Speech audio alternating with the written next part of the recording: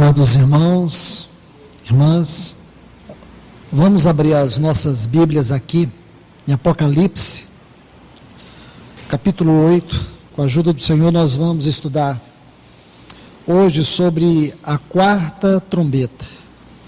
Vamos ler os versículos 12 e 13. E foi ferida a terça parte do sol, e a terça parte da lua, e a terça parte das estrelas, para que se escurecesse a terra. Parte deles e o dia não resplandeceu em sua terça parte, assim também a noite. Então olhei, ouvi um anjo voar pelo meio do céu, dizendo em grande voz: ai, ai, ai, dos que moram na terra, por causa dos toques restantes da trombeta que os 3 anjos estão para tocar. Vamos orar.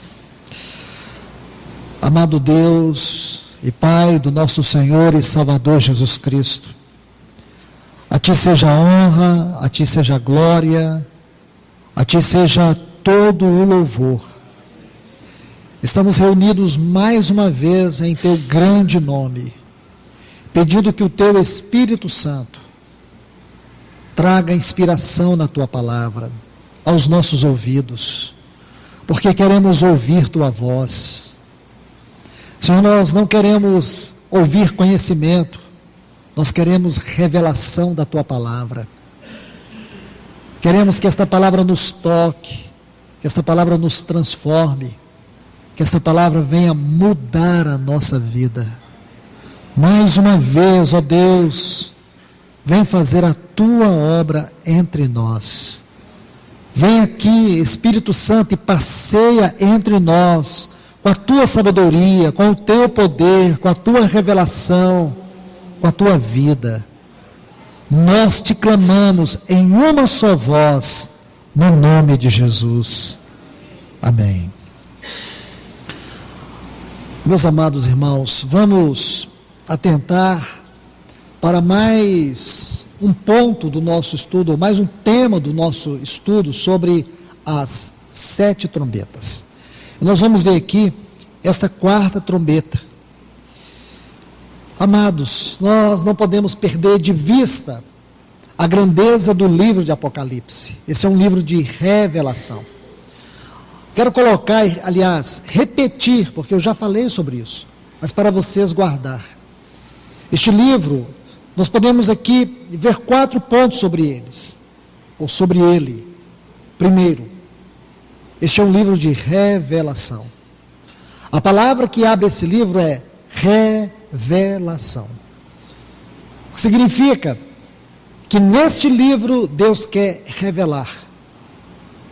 Este é um livro glorioso de revelações. Segundo ponto, este livro, ele possui 3 tipos de linguagem. Nós temos a linguagem simbólica, nós temos a linguagem profética ou figurada, e nós temos uma linguagem profética. Observe muito bem isso aqui. Nós temos aqui as suas profecias de maneira profética, simbólica, profética, figurada e profética literal. Então nós temos aqui, meus irmãos, 3 palavras que descrevem o estilo literário deste livro: simbólico, figurado ou literal. Então a profecia, ou as profecias de Apocalipse, ou elas são numa linguagem simbólica, ou numa linguagem figurada, ou numa linguagem literal. Tomemos cuidado com isso, porque por mais que se torne, ou se tenha um conteúdo simbólico, você não pode se basear nos símbolos em que a mente secularizada possa dar. Todos os símbolos, ou toda forma simbólica descrita neste livro, tem o seu conteúdo na palavra de Deus. Um símbolo que está aqui em Apocalipse, ele tem que ser interpretado em algum outro lugar, em algum outro livro da Bíblia. Porque Apocalipse é a consumação de toda a palavra de Deus. Ele tem que ser interpretado à luz de todos os demais livros da Bíblia. Então observe bem, Apocalipse, ele tem 3 tipos de linguagem: simbólica, figurada e literal.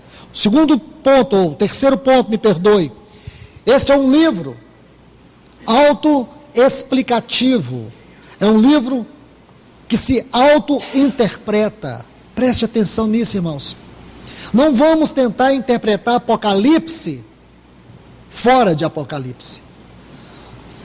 Nós temos que observar os acontecimentos.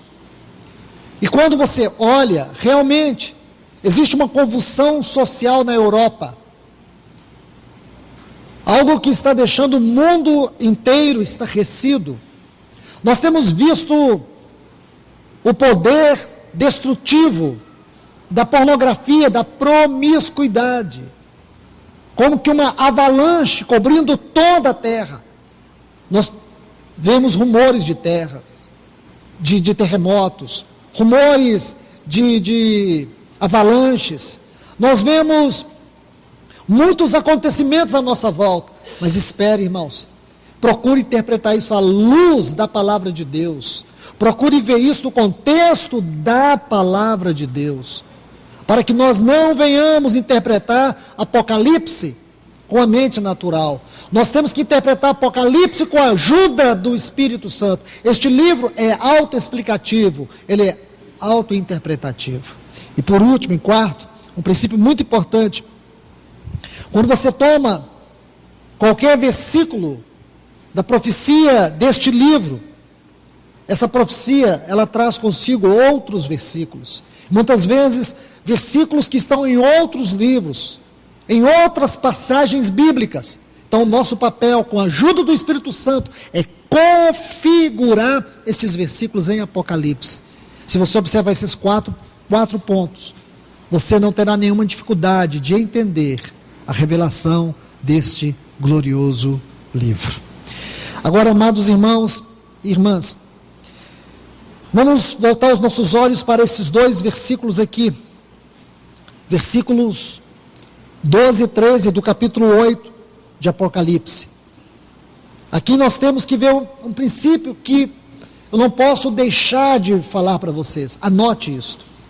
Irmãos, irmãs, existe um estilo no livro de Apocalipse que nós temos que observar, além do que eu já falei, além dessa linguagem simbólica, figurada, literal. Existe um detalhe que nós temos que prestar atenção. Amados irmãos, nunca sejamos rápidos demais na leitura da palavra.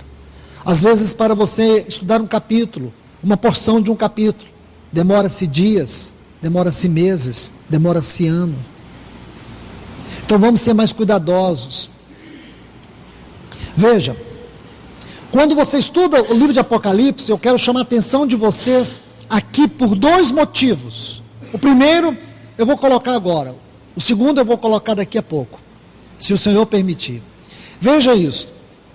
Quando você abre o livro de Apocalipse, você tem uma revelação do Senhor Jesus no capítulo 1, a sua glória, ou a glória da sua pessoa, a glória da sua obra.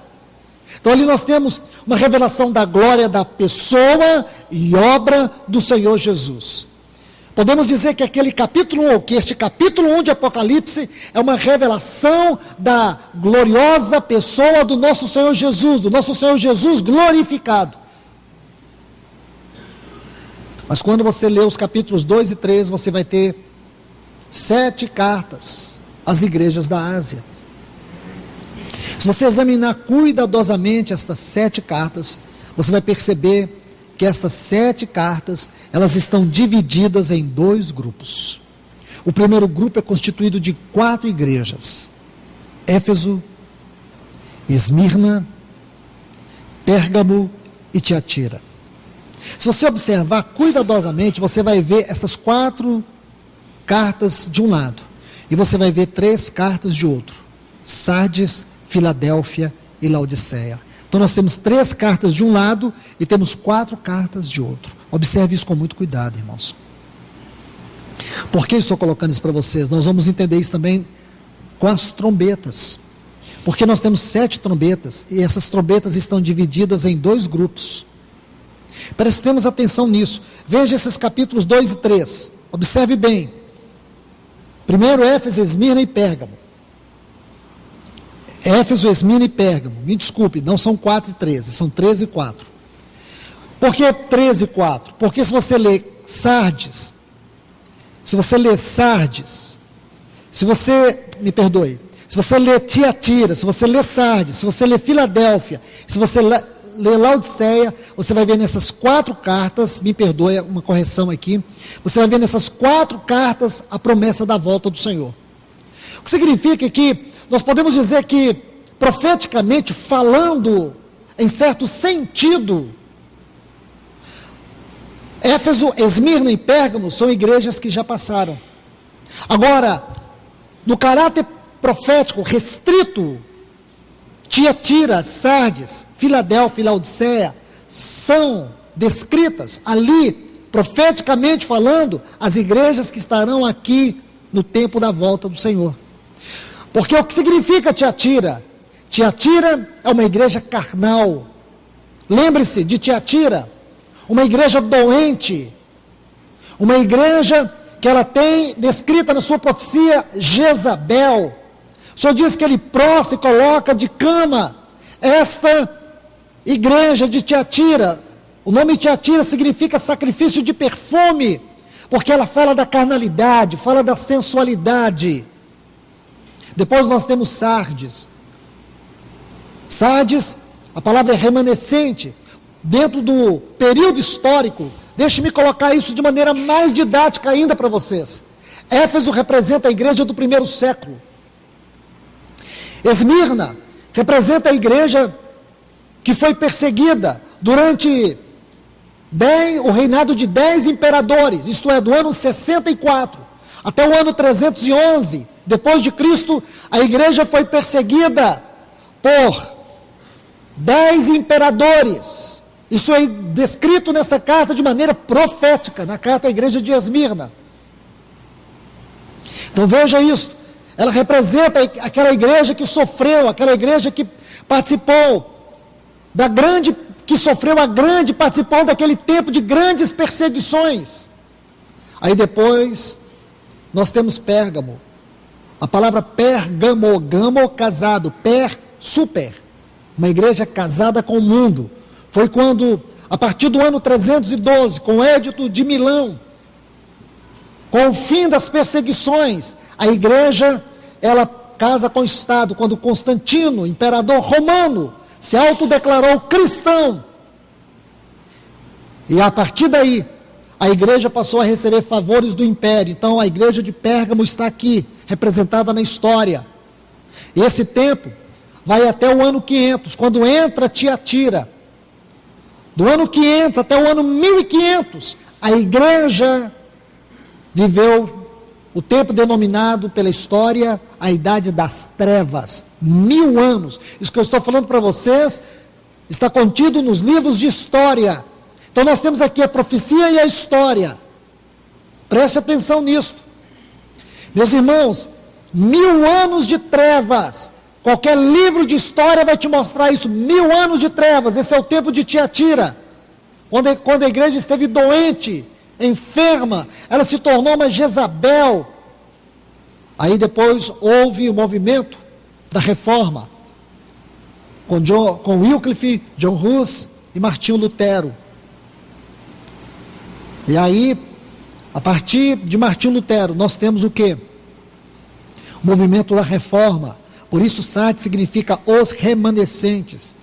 Esse período, ele pode ser descrito do ano 1500 até o ano 1800, porque no ano 1800 houve um dos maiores movimentos de restauração da igreja, conhecido como movimento dos irmãos. Movimento dos irmãos. Esse é um dos movimentos mais lindos de restauração do testemunho do Senhor no que concerne a vida da igreja. E aqui você tem qual igreja? Qual carta? A igreja de Filadélfia. O que significa Filadélfia? Filos e Delfos. Delfos, irmão. Filos, amor. O amor entre os irmãos. Meus queridos, isso está na história da igreja. Esse período está lá. E depois nós temos o quê? Nós temos Laodiceia, que é a igreja mundanizada, pervertida, aquela a qual o Senhor diz que está a ponto de vomitar da sua boca. Nós podemos dizer que nesse tempo do fim, nós temos aqui, estarão aqui nessa terra, nós podemos ver 4 características de igreja. Aquelas que têm a característica doentia de Tiatira, aquelas que são oriundas da reforma. Nós temos também uma parte da igreja que é fruto deste amor fraternal, é fruto deste grande, poderoso, maravilhoso avivamento e movimento de Deus que ocorreu entre os irmãos, na Inglaterra, na Irlanda, país de Gales, e esse movimento foi muito especial, muito glorioso. E por último é o que nós estamos assistindo hoje, esta igreja, me desculpe a expressão, degradada dos nossos dias, que é a figura de Laodiceia. Essas 4 estarão aqui. Importante sabermos, irmãos, com qual nós nos identificamos, para que o Senhor nos corrija, para que nós não venhamos perecer o julgamento que este mundo vai sofrer.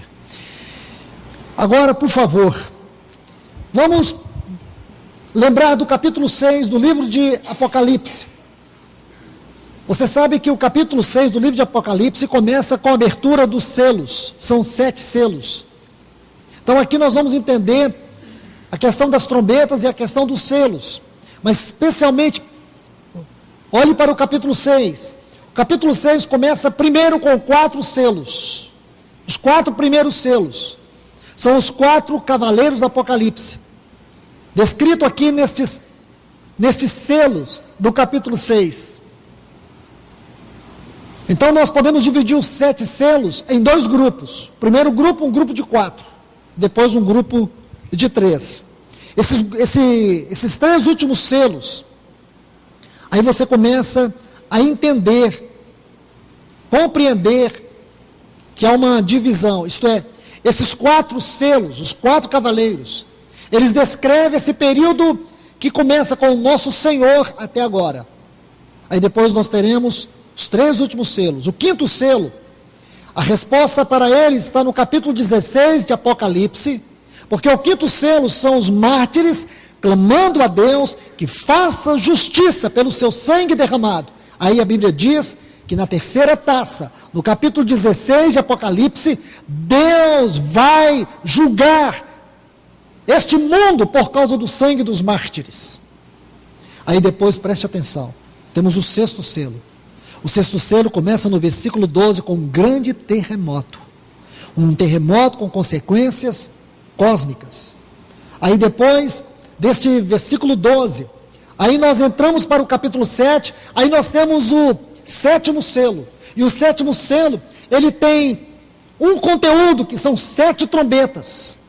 Então nós vamos aqui ver que o capítulo 8 de Apocalipse vai nos dar primeiro essas 4 trombetas. Essas 4 trombetas. Preste atenção, irmãos. Porque tem um propósito dessa divisão. Porque as primeiras trombetas, elas têm uma interpretação literal. Vamos prestar atenção. Olha que coisa interessante.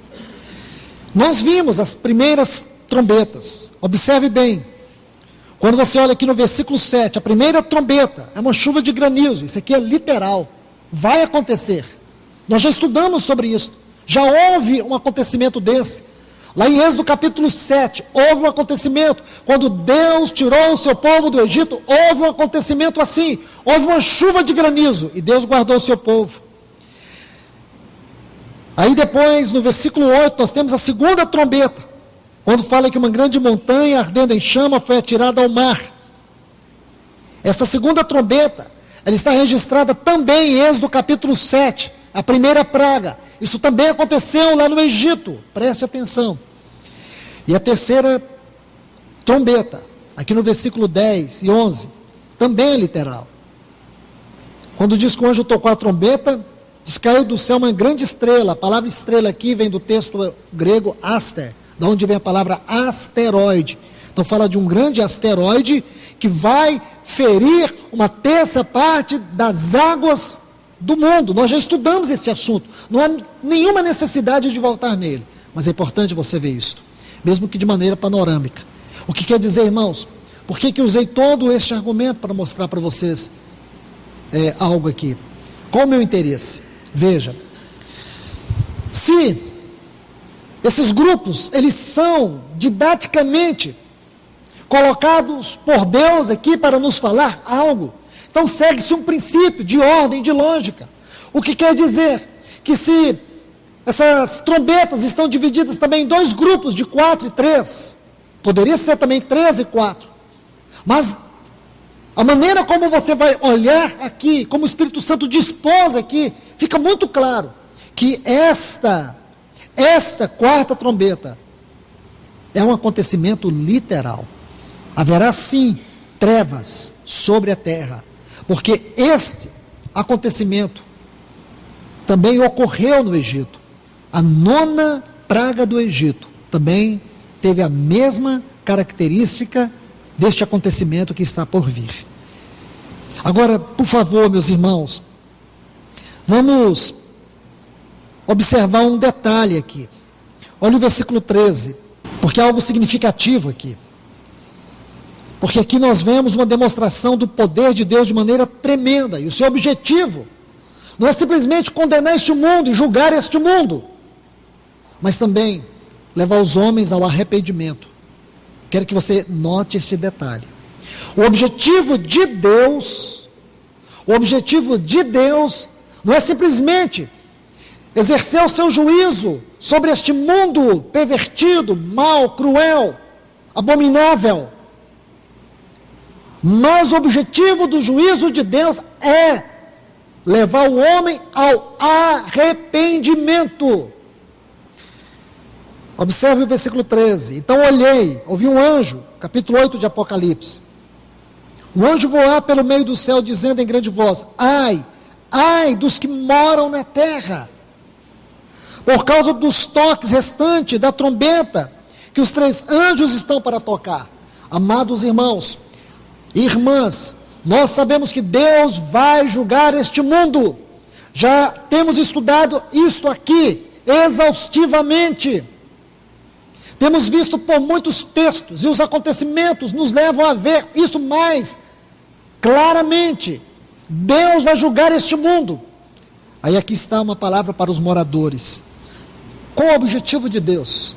Já disse, julgar este mundo, mas também dar uma última voz de arrependimento para as pessoas. Agora, por favor, irmãos, ainda estou dentro do argumento que eu quero mostrar para vocês, o objetivo desses 2 grupos de cartas. Aqui em Apocalipse 2 e 13, também dos selos e das trombetas. Vem comigo, por favor, em Apocalipse, aqui no capítulo 9, olha o versículo 20. Quando temos a 6ª trombeta, diz que os demais homens que não foram mortos por essas pragas, olha essa frase, não se arrependeram das obras de suas mãos, deixando de adorar demônios, e os ídolos de ouro, de prata, de bronze, de pedra, de madeira, os quais não podem ver, nem ouvir e nem andar, e não se arrependeram de seus homicídios, de suas feitiçarias. A palavra aqui, feitiçarias, tem a conotação de drogas, porque no texto original a palavra aqui é farmaqueia, drogas, nem de sua fornicação, nem de seus furtos. Apocalipse capítulo 16, por favor, versículo 9, aqui nós estamos na 4ª taça da ira de Deus. Diz: os homens se queimaram com grande calor e blasfemaram o nome de Deus. Está vendo, irmãos? Quanto mais o juízo de Deus intensifica, mais as pessoas vão blasfemar dele. Nem que tem poder sobre essas pragas, e não se arrependeram para lhe dar glória. Você vê que a humanidade não quer se arrepender. Deus está chamando, hoje é o tempo da graça, mas o homem não quer se arrepender. A ira de Deus vai vir. E por que a Bíblia está falando de arrependimento aqui? Porque o objetivo de Deus ainda, mesmo com tudo isto, é tentar atrair o homem para si. Mas o que o homem vai fazer? Não vai arrepender de suas obras. E aqui diz, eles não vão se arrepender para dar glórias a Deus. Versículo 11. E blasfemaram contra o Deus do céu por causa de suas dores e suas úlceras, e não se arrependeram de suas obras. Você está vendo, irmãos? Deixe-me mostrar algo para você aqui muito importante. A palavra arrependimento, ela vem de um termo no grego, metanoia. É um termo muito importante. Deixe-me dizer algo para vocês.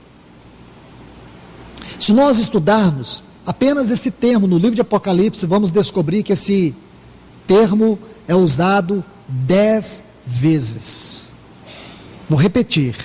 A palavra arrependimento, no texto original, ela ocorre 10 vezes no livro de Apocalipse.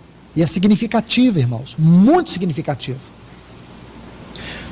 4 vezes, aí agora volte a sua mente para aquilo que eu falei no início, dessas divisões, das 7 cartas às igrejas da Ásia, dos 7 selos, das 7 trombetas. Então veja, a palavra arrependimento ocorre 10 vezes no livro de Apocalipse. 4 vezes são essas passagens que nós acabamos de ler.